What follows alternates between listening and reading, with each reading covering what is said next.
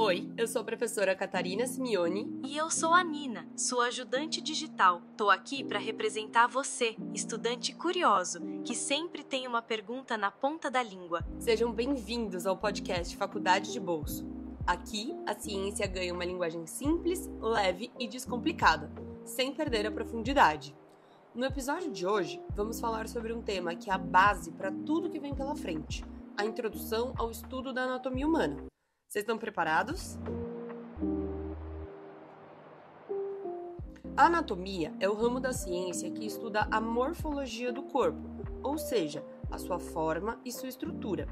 Ela vem do grego ana, que é separar, e tome, que são cortes. Então, anatomia não é só decorar nomes de ossos e músculos. Exatamente, Nina. A anatomia é entender como o corpo humano é constituído, quais são as estruturas, onde essas estruturas estão e como que elas se relacionam, o que é normal ou o que é alterado. A anatomia se divide em duas principais áreas: a anatomia macroscópica, que é aquela visível ao olho nu, os ossos, músculos e órgãos, e a anatomia microscópica, que vai estudar os tecidos e as células, o qual a gente também chama de histologia. Mas para que a gente entenda a anatomia humana, nós devemos entender também o seu contexto histórico e seu desenvolvimento. Aí vem a parte chata. Não, Nina, aí vem a parte mais interessante. A anatomia humana, como ciência, ela percorreu um longo caminho entre o misticismo e o conhecimento. Lá na antiguidade, o entendimento do corpo humano era limitado e muitas vezes baseado em suposições filosóficas, já que dissecar os corpos humanos era um tabu impostos por normas religiosas e culturais. No Egito Antigo, por exemplo, os sacerdotes egípcios realizavam processos de mumificação. Já na Grécia, nomes como Hipócrates e Galeno desenvolveram teorias sobre o funcionamento do corpo, embora grande parte desses estudos fossem baseados na dissecação de animais, por conta da proibição de estudar cadáveres humanos. Foi só durante o Renascimento, lá no século XV, que a anatomia deu seu salto mais significativo. Foi nesse período que o corpo humano deixou de ser visto apenas como um recipiente da alma e passou a ser objeto de estudo científico e artístico. E é aqui que entra, por exemplo, Leonardo da Vinci. Esse é o cara que pintou a Mona Lisa? Esse mesmo, Nina. Ele conseguiu representar o corpo humano com uma precisão jamais vista. E você só lembra da Mona Lisa, né? Mas Da Vinci realizou dissecações em cadáveres, desafiando os limites éticos e legais da época.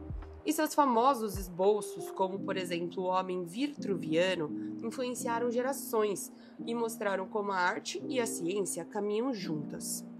Hoje pode parecer loucura, mas durante séculos, corpos foram expostos publicamente em salões de anatomia, muitas vezes em anfiteatros parecidos com arenas romanas. Aliás, falando em arena, no período romano, o Coliseu, lá na Itália, era palco de outro tipo de anatomia. Gladiadores lutavam até a morte e os ferimentos vistos ali acabavam servindo, de forma brutal, para que médicos romanos entendessem melhor os traumas e a resposta do corpo humano. Apesar de não ser a ciência oficial, era um tipo de aprendizado. Hoje, com respeito ético e tecnologia de ponta, a anatomia segue sendo a base de todas as áreas da saúde. E tudo começou com uma coragem e curiosidade. E a ousadia também de se perguntar, como somos por dentro? Que legal, mas me tira uma dúvida. É muita coisa. Como que os profissionais da área da saúde conseguem conversar sobre anatomia?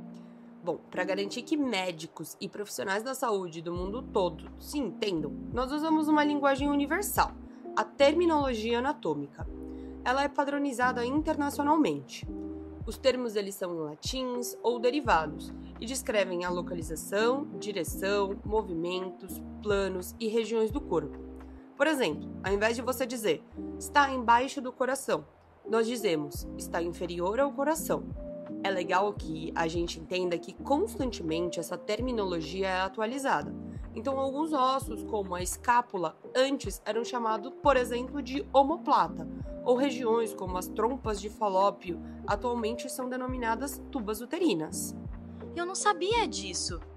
E como sabemos que o fígado fica do lado esquerdo do corpo? A gente sabe devido à posição anatômica. Para que esses termos anatômicos façam sentido, nós usamos uma posição de referência, o que a gente chama de posição anatômica.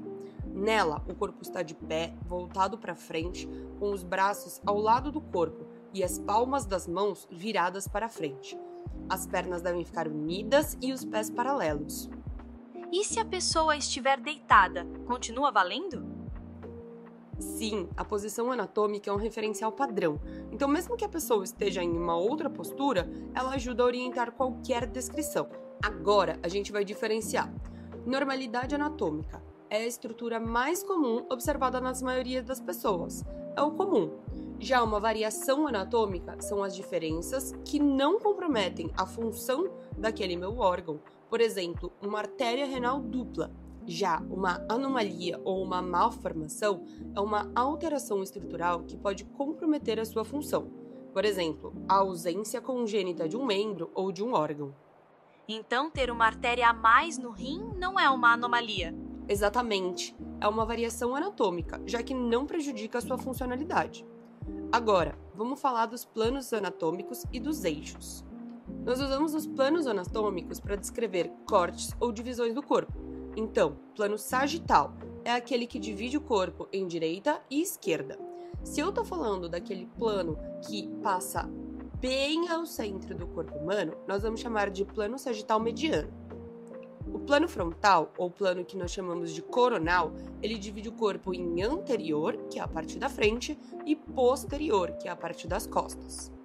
Já o plano transversal, ou horizontal, ou muitas vezes chamado de axial, divide o corpo em superior, que é a parte de cima, e inferior, que é a parte de baixo. Já os eixos são linhas imaginárias ao redor das quais o movimento ocorre. Então temos o eixo longitudinal, de cima para baixo, o eixo látero-lateral, de um lado para o outro, o eixo antero-posterior, da frente para trás. E eu achando que essa aula iria ser fácil. Calma, Nina, a gente ainda está apenas na introdução do conteúdo. O melhor ainda está por vir. E finalmente, o nosso corpo ele é organizado em níveis hierárquicos, desde o menor átomo, aquele que vocês vão ver lá na bioquímica, aonde um conjunto de átomos forma uma molécula, uma macromolécula, organelas, células, tecidos, órgãos, sistemas, até a final constituição de um organismo por completo, que é o que a gente vai ver aqui na anatomia. E essa organização é o que permite que a vida aconteça. Ao longo dos próximos episódios, nós vamos estudar como cada um dos sistemas funcionam e como tudo está conectado. Já tô ansiosa pra gente continuar essa jornada pelo corpo humano. Isso, a gente encontra vocês lá. Tchau!